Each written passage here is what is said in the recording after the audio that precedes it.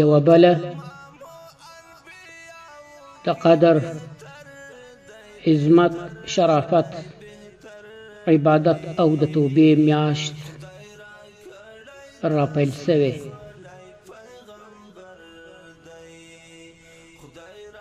دغه عظیمه میاشت دا د عبادت لویه میاشت او زموږ ستاسو دپاره ستر غنیمت دا د محرم میاشت ده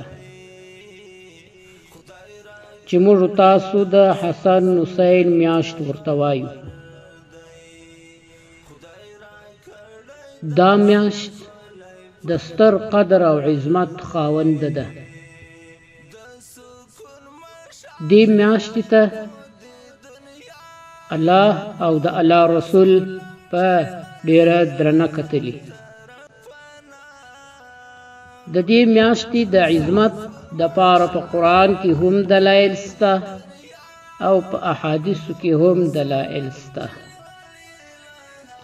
له هغو دلیلونو چې د دې میاشتې پر عظمت او شرافت باندې دلالت کوي، یو دا دی چې الله جل جلاله د دې میاشتې په لومړي سهار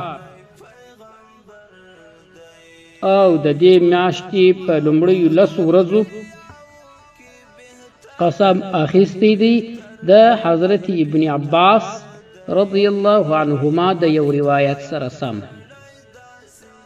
امام بیهقی رحمه الله په فضائل الاوقات کې د حضرت عبدالله بن عباس رضی الله عنهما څخه روایت کړی دی چې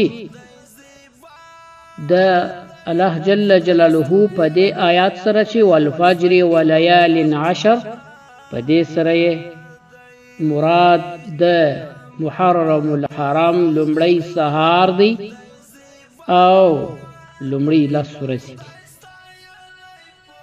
نو دی وایي چې الفجر هو فجر المحرم فجر السنه، له فجر څخه د محرم د میاشتې لومړی سهار مراد دی او دا د ټول کال لومړی سهار دی.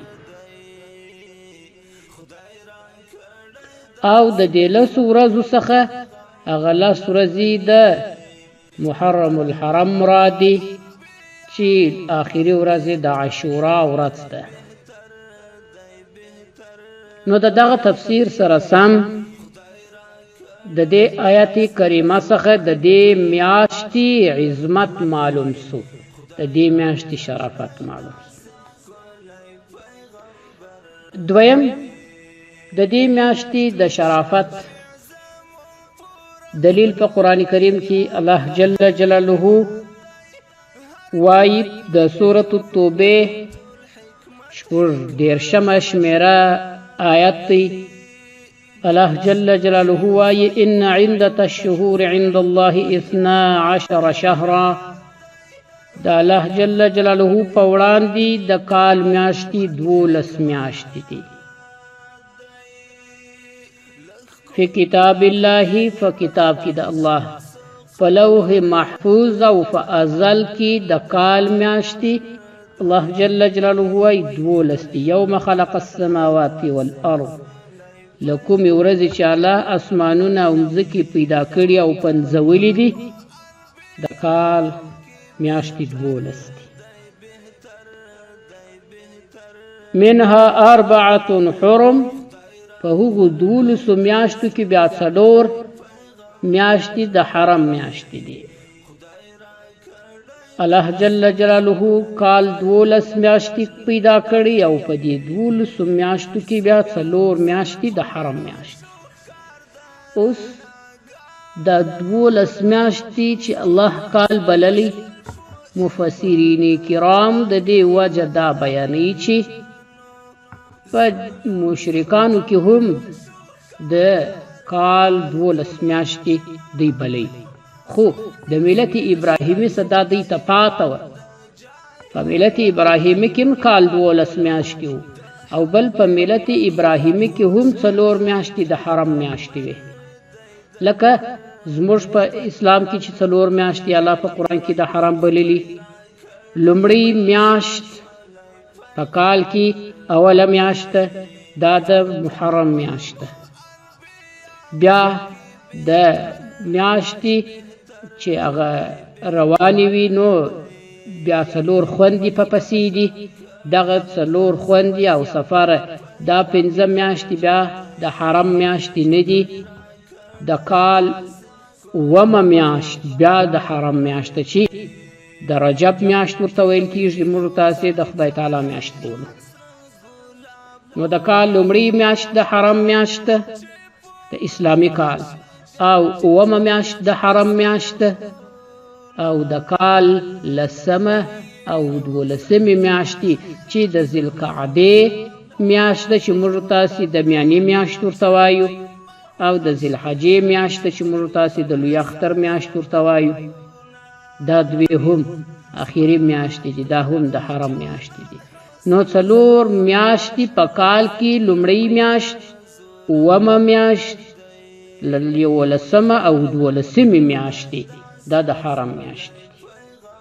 دا په ملت ابراهیمي کې هم د حرم میاشتې وي، خو مشرکانو بیا په دې کې لاسوهنه وکړله خپله ځانه، د حرم میاشتو کې تبدیلی راوستل. دا د حرم میاشتې په ملت ابراهیمي کې هم داسې وي چې په دا میاشت کې جنگ و قتال حرام و، جنگ حرام. خو مشرکانو هم په دې کې جنگ حرام بلی، ناروای بلی، جنگونه یې نه سره کول، یو تر بله تجاوزات نه سره کول. خو کله چې به د دې تیاری جنگ ته ونیول سو او د حرم میاشت به راتلل، نو بیا به دوی د حرم میاشت بدله کړه، سره بدلې به کړې. دغه د محرم میاشت به سفري ته واړول، د سفري میاشت به رامخته کړه، یا به د میانې میاشت پښنی اختر ته کړه، د پښنی اختر میاشت به رامخته کړه. دغه د حرم میاشت یې سره بدلولې. نو دوی چې به د حرم میاشتې بدلولې، کله کله به داسې پیښه سول چې کال به 11 میاشتې سو، کله به کال 10 میاشتې سو، کال یې اړوي ورا اړوي. هغه پر تقدیر الهي چې الله جل جلاله په ازل کې کال 12 میاشتې کړي وو، دوی خو اړولی نه سوای، خو دوی حسابونه سره ګډوډ کول، خپل حسابونه سره اړولي وه، کال سره چپه ورسته کوي، تبدیلی یې پکې کولې چې هغه نسی ورته وایي د ترک او د هیري په معنا، چې دوی به د محرم میاشت هیره کړل یا به تر کړل، سفره به رانوې کړل، د محرم میاشت به وروسته کړل. نو کال به 1 میاشت وروسته پیل کوي. دی الله جل جلاله د مشرکانو د دې خبرې تردید وکړ او ویل چې کال 12 میاشتې دی. دغه تبدیلی دی کولې کله چې نبی کریم صلی الله علیه وسلم حج کوي د هجرت پر 10 کال. په دغه حج کې نبی کریم صلی الله علیه وسلم چې کاوه، هغه کال خپل طبیعي حالت ته راګرځېدلی و. مخکې به چې حج کېدی نو دوی به کله کله په ذوالقعده کې حج کاوه، کله به په محرم کې حج کاوه، کله به د ربیع الاول کې حج و، کله به په ربیع الثانی کې و، کله به په برات کې و، کله به په رجب کې و. نو دغه حج دی چې په کال کې لاسوهنې کولې، د حج شپې هم ورسره بدلېدلې. دا تبدیلي د دوی روانې وې. په کوم کال چې نبي علیه السلام حج کوي، هغه سنه خپل طبیعي حالت ته راوګرځېدل چې د لوی اختر میاشت، د لوی اختر ورځ، د عرفات ورځ، هغه حقیقي د عرفات ورځ سره برابر وه. نو د نبی کریم صلی الله علیه وسلم حج چې کېدی، دغه سنه پر خپل حالت باندې راګرځېدلی و. او الله جل جلاله وایي چې په هغو 12 میاشتو کې 4 د حرم میاشتې دي. 4 د حرم میاشتې څنګه دي؟ په زاد المسیر کې علامه ابن جوزی رحمه الله د دې 2 تفسیر راوړي. یو دا چې دا د حرم میاشتې دي، په دې میاشت کې چې 4 میاشتې دي، په دغو کې جنګونه قتالونه حرام وه. په ملت ابراهیمي کې هم، په ابتدا د اسلام کې هم، خو بیا د هغه نسخه راغله په داسې ډول چې الله جل جلاله مسلمانانو ته ویل که په دغه میاشتو کې پر تاسو کفارو تجاوز کوئ فاعتدوا علیهم بمثل ما اعتدى علیکم، نو بیا تاسو پر دوی باندې هم دغو نه تجاوز کولی سئ، د ځان دفاع کولی سئ. وروسته بیا په دغو 4 میاشتو کې د جنگ حرمت منسوخه سو. الله جل جلاله مسلمانانو ته دا امر وکړي چې هر ځای هغه کافر چې ستاسو سره په جګړه باندې بوخت وي، حربي وي، نو پیدا مو کوي، وژني یې. یو خو دا و چې په دغو میاشتو کې په ابتدا و په لومړي د اسلام کې جنگ حرام و. دویم حکم د دې میاشتې چې دا 4 میاشتې د حرم میاشتې دي، په دغو میاشتو کې ګناه حرامه ده. اوس ګناه خو هر وخت حرامه ده، په دغو میاشتو کې د ګناه په حرمت کې شدت دی، تغلیظ دی. ګورئ لکه د عبادت چې ثواب زیات دی، په دغو میاشتو کې بیا د ګناه هغه جرم زیات جرم دی. دا وخت محترم وخت دی. ګورئ په یو مشرف ځای کې لکه اوس دا مسجد دی، په دې مسجد کې که یو څوک لمونځ په جماعت وکړي تر هغه لمانځه زیات ثواب لري چې په کور کې وکړي. خو که په دې مسجد کې خدای مه کړه یو څوک ګناه وکړي، نو چې د مسجد د باندې کومه ګناه کوي د هغې به دونه سخت جرم نه وي لکه د هغې ګناه چې خدای په مسجد کې کوي. یا څوک په خانه کعبه کې ګوري، په حرم کې د مکې یا د مدینې یا بیت المقدس کې ګناه کوي، نو خامخا به په هغه ګناه کې 2 تاوانه، یو خو ګناه ده، بل د هغه معظم ځای د هغه مشرف مکان بې احترامي راغله. نو په دې وجه باندې په مشرف مکان کې ګناه کول لوی جرم دی، همدا ډول په یو مشرف وخت کې ګناه کول هم لوی جرم دی. نو یو هغه درواغ دی، هغه غلا او سود و ناروا ده چې په نورو 8 میاشتو کې، او یو هغه ناروا او ګناه ده چې په دغو 4 میاشتو کې، د حرام په میاشتو کې، په دغو 4 میاشتو کې ګناه لوی جرم دی. ولی یو ګناه سول او بل د دغه اشهور الحرم بې احترامي سوله. نو الله جل جلاله دغه میاشتې د حرم او احترام بللی. دویم فضیلت د دغه میاشتې دا دی چې دا په اشهور الحرم کې داخله ده. الله جل جلاله دا میاشت د اشهور الحرم څخه بللې ده. او دریم فضیلت د دې میاشتې دا دی چې په دې میاشت کې الله جل جلاله عظیم تحولات راوستلی دي. په دې میاشت کې الله جل جلاله دون ستر تحولات راوستلی او پر خپل انبیاء کرامو علیهم الصلوات و تسلیمات باندې بې انتها زیات انعامات کړي. د آدم علیه السلام توبه چې کله د په جنت کې له هغې ونې خوراک وکړ چې الله منع کړی و، بیا چې د پر هغه باندې الله ته توبه وکړله، الله یې په دغه میاشت کې توبه قبوله کړه. حضرت ادریس علیه السلام چې الله جل جلاله مکان عالی ته پورته کوي، جنتونو ته یې یوړ، هغه دغه میاشت وه. حضرت نوح علیه السلام ته چې الله جل جلاله نجات ورکړ او واستوت سفینه نوح علی جودی، او چې د نوح علیه السلام هغه کشتۍ د جودي پر غره باندې ودرېدل، مسلمانانو نجات وموند او د مسلمانانو او د الله دشمنانو تباهي په برخه سوله، ټول غرق سول.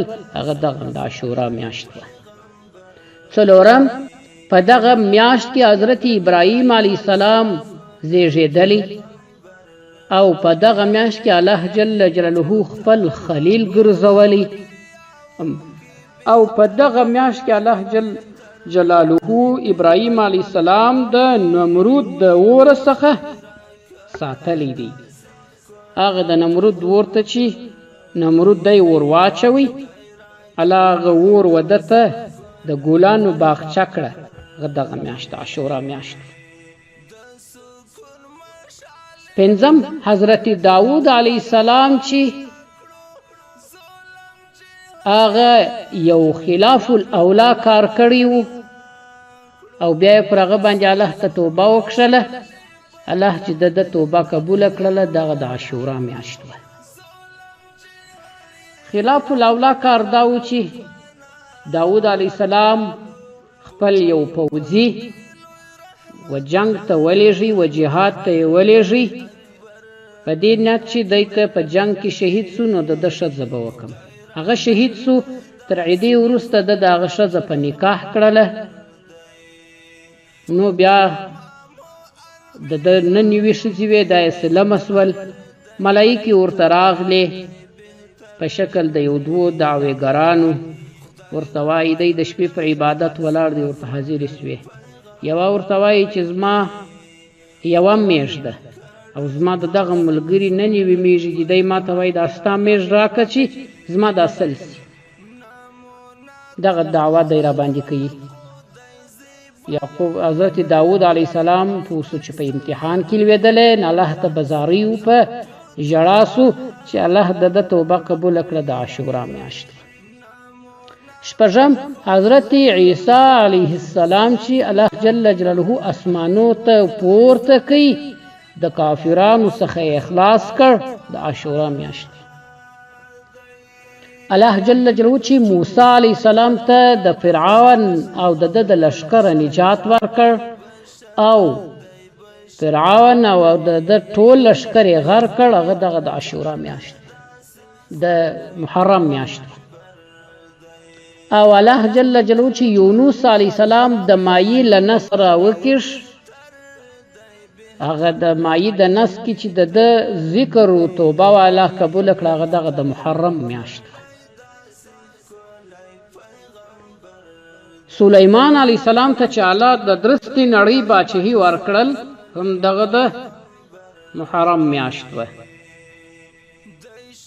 او لسم چې حضرت محمد مصطفی صلی الله علیه وسلم له مکې مکرمې مدینې منورې ته هجرت وکړ، هم د محرم میاشت.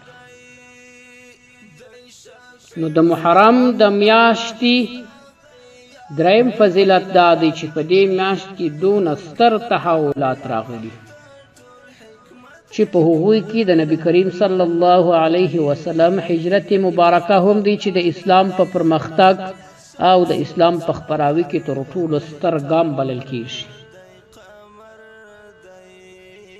څلورم فضیلت د محرم د میاشتې دا دی چې دا میاشت د اسلامي سنې لومړۍ میاشت ده.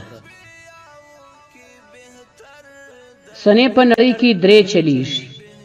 یوه عیسوي میلادي سنه ده چې اوس 2019 روانه ده. دغه اسلامي سنه نه ده، دا عیسوي سنه ده. او دویمه سنه چې ده هغه فارسی سنه هم ورته وایي، هجري شمسي سنه هم ورته وایي چې 1496 اوس روان دی. درېیمه سنه اسلامي سنی سنه ده چې هجري قمري یعنی لیږیز سپوږمیز کال دی. دغه سنه اسلامي شرعي سنی سنه ده. هجري شمسي سنه ته فارسی سنه هم وایي، شیعي سنه هم ورته وایي. دې سنې ته ځکه فارسی و شیعي سنه وایي چې دا د شیعګانو سنه ده. اسلامي سنی سنه هغه هجري قمري کال دی.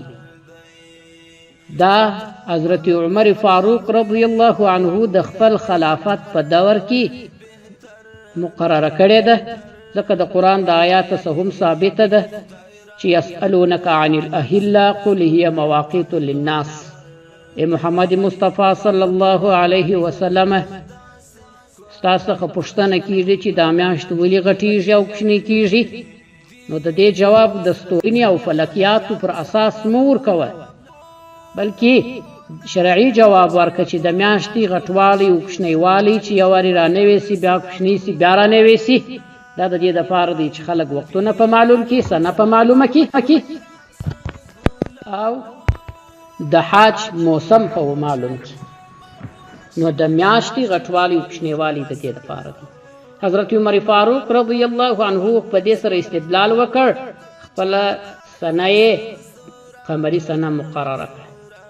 د روافضو او شیعګانو د حضرت عمر فاروق رضی الله عنه څخه د ضد او عناد په خاطر باندې دا سنه نه ومنل، پر هجري شمسي باندې ولاړه. نو د هجري شمسي سنې لومړۍ ورځ د حمل اوله ده، خو د هجري قمري سنې لومړۍ ورځ د محرم الحرام یا حسن حسین د میاشتې لومړۍ ورځ ده. دا د دې میاشتې پنځم فضیلت دی. شپږم فضیلت د دې میاشتې دا دی چې الله جل جلاله دې میاشت ته دا عظمت ورکړی دی چې نبي کریم صلی الله علیه وسلم دا شهر الله بللی. نبی علیه السلام وایي افضل صیام بعد رمضان شهر الله المحرم. تر رمضان وروسته تر ټولو افضل ترینه د روژو د محرم الحرام یعنی د حسن حسین د میاشتې روژه ده. دلته دې میاشت ته نبی علیه السلام شهر الله المحرم ویلی دی. دا حدیث امام مسلم په خپل صحیح مسلم دویم جلد 821 صفحه کې پر 1113 شمیره باندې راوړي. دې میاشت ته شهر الله المحرم د الله میاشت ویل سوې ده. اضافت د دې میاشتې والا ته نسبت د دې میاشتې والا ته د تعظیم په خاطر باندې دی، د احترام په خاطر دی چې دا میاشت یو محترمه میاشت ده، لکه خانه کعبې ته چې بیت الله ویل کیږي د تعظیم او احترام په خاطر باندې. نو دې میاشت ته شهر الله المحرم هم د تعظیم او احترام په خاطر ویل سوی. اووم فضیلت د دې میاشتې دا دی چې نبی علیه السلام وایي چې د روژې د میاشتې څخه وروسته افضل ترینه د روژو هغه د شهر الله المحرم یعنی د حسن حسین د میاشتې روژې په کال کې د روژې تر میاشتې راوروسته بیا تر ټولو افضل ترینه د روژو دي. او په یو بل روایت کې ابن ابي شیبه د حضرت علی کرم الله وجهه څخه روایت کړی دی، په هغه کې وایي دی وایي چې ما د نبي علیه السلام څخه واورېدل ویلی ان كنت صائما شهرا بعد رمضان، که چیرې روژه نیسې د رمضان المبارک د روژې د میاشتې څخه وروسته فصم المحرم، نو د محرم د میاشتې روژې نیسه، فانه شهر الله، دا د الله میاشت ده، د عظمت او د قدر میاشت ده. نو د دې میاشتې اووم فضیلت دا سو چې په دې میاشت کې روژه تر روژې تر میاشتې راوروسته تر ټولو افضله. او په یو بل روایت کې راځي چې څوک د محرم الحرام د میاشتې د یوې ورځې روژه ونیسي دونه ثواب لري لکه 10 روژې چې ونیسي. په معجم الصغیر کې علامه طبراني یو روایت ابن عباس رضی الله عنهما څخه کوي چې نبی علیه السلام ویل من صام یوما من المحرم فله بكل يوم 30 یوما، کچا د محرم الحرام د حسن حسین د میاشتې یوه روژه ونیول، الله جل جلاله دته د 10 روژو ثواب ورکوي. نو اووم فضیلت دا سو چې یوه روژه په دې کې نیول د 10 روژو ثواب لري. اتم فضیلت هغه دا دی چې دا شهر التوبه ده، دې ته د توبې میاشت ویل سوې ده. لکه موږ چې یادونه وکړله په دریم فضیلت کې چې الله جل جلاله د لویو لویو پیغمبرانو توبې هم په دې میاشت کې قبولې کړي. او په ابن ابي شیبه کې د حضرت علی کرم الله وجهه روایت دی، نبی علیه السلام وایي فيه يوم تاب فيه قوم ويطاب فيه على آخرين په دې کې یوه ورځ ده الله په هغې کې د یو قوم توبه قبوله کړې ده چې د موسی علیه السلام قوم و. هغو چې د سخوندرګي عبادت کوي، بیا چې کله هغوی پر دې عمل پښیمانه سول، توبه یې کړل، نو الله د دوی توبه مشروطه کړه په دې سره چې پر تاسې به تاریکه راځي او تاسې به سره وژنئ، بیا ستاسې توبه قبلیږي. نو بیا دوی سره وژل، الله جل جلاله پر دوی باندې دغه عذاب مسلط کړ. نو موسی علیه السلام او هارون علیه السلام الله ته په ژړا سوه چې الله بني اسرائیل دي ټول خلاص کړه، ته یې توبه قبوله کړه. نو الله د دوی توبه قبوله کړل، پر دوی رڼا سول، هغه ګناه چې یې کړې وه هغه ورمعاف سوله. دغه میاشت وه، دا د محرم الحرم میاشت. نو دا میاشت شهر توبه ده. ګورې محترمینو، الله جل جلاله موږ ته د عبادت د کولو لوی لوی موقع راکړي، ستر چانسونه لرو. په دې میاشت کې موږ یوه روژه ونیسو، د دې چې روژو ثواب لري، او د رمضان المبارک راوروسته تر ټولو افضل ترین د روژو د دې میاشتې روژې دي، او په دې میاشت کې الله توبه قبلوي، په ډېره اساني سره توبه قبلیږي. او دا د عبادت میاشت ده، باید په دې میاشت کې موږ هر ډول عبادت وکړو، ځکه دا محترمه میاشت ده، د عظمت خاونده میاشت ده.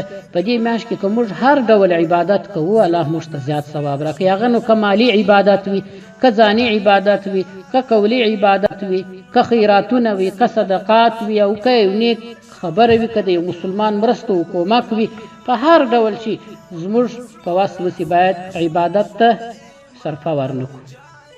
ځینې علما کرام لیکي چې دا میاشت د محرم میاشت ده، په نورو میاشتو کې هغه کارونه چې نه ثواب لري نه ګناه لري، د هغو کول خو پروا نه کوي، ولې خو نه ثواب پکې شته نه عذاب. په دا میاشت کې باید هغه کارونه ونیسي، بې ځایه بانډار، بې ځایه ګرځېدل، که څه هم ناروا خو نه دي، خو په دا میاشت کې باید ونیسي، ځکه دا د محرم میاشت ده. په دې میاشت کې باید ټول وخت عبادت او ذکر تلاوت تور کول سي. په دې میاشت کې چې ځینې خلک وایي چې دغه شپې ژړاندې دي، دا اسلامي عقیده نه ده. دا چې څوک وایي په دې میاشت کې حضرت امام حسن او امام حسین رضی الله عنهما په شهادت رسیدلی، نو موږ غم کوو. دا شیعه عقیده د اسلامي عقیده نه ده. په اسلام کې تر 3 ورځې د غم کولو اجازت نسته، حرام دی. نو 1400 د پاسه کال وروسته موږ چې د حسن او امام حسین رضی الله عنهما پر شهادت غم کوو، دا د خیر پر ځای زموږ د پاره شر او ګناه ده، د اسلام د مقدس دین مخالفت دی. او په دې میاشت کې چې څوک وایي موږ واده نه کوو، دا غلطه عقیده ده، دا بې ځایه عقیده ده، ځکه واده د نبي علیه السلام یو سنت طریقه ده، تر نورو میاشتو په دې میاشت کې ثواب لري، ځکه په دې میاشت کې هر عبادت تر نورو میاشتو افضل دي، نو واده هم افضل دي. نو محترمینو، باید زموږ کوشش دا وي چې یو کار کوو، په هغه کې د علماو څخه پوښتنه وکړو چې دا کار روا او که ناروا. که روا و باید موږ هغه روا وبولو، که ناروا و باید هغه موږ ناروا وبولو. الله جل جلاله دې موږ ته د اسلام پر مقدس دین باندې تګ اسانه کړي. الله جل جلاله دې موږ ته د نیکو اعمالو توفیق راکړي، او الله جل جلاله دې زموږ تیر عبادات قبول کړي، او الله دې موږ ته د نور مزید عباداتو توان او توفیق راکړي. واخر دعوانا ان الحمد لله رب العالمين.